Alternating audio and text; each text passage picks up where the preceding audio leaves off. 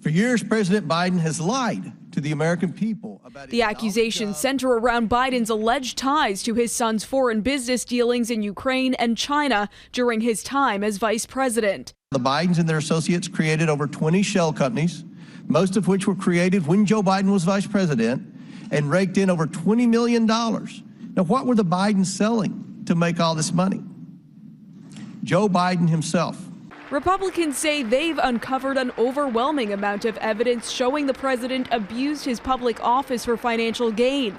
But Democrats aren't convinced. If the Republicans had a smoking gun or even a dripping water pistol, they would be presenting it today, but they've got nothing on Joe Biden. Do you all solemnly swear? The committee heard from multiple witnesses, most of whom were picked by Republican representatives. None of them has firsthand knowledge of Hunter Biden's business deals. I do not believe that the current evidence would support articles of impeachment. There were executives who asked Hunter Biden for help.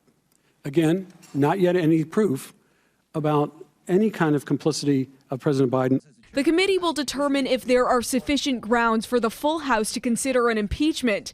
Thursday's hearing comes less than 70 hours before a likely government shutdown. We are reaching the point where it's going to be really hard for the House and the Senate to act on a piece of legislation keeping the government open.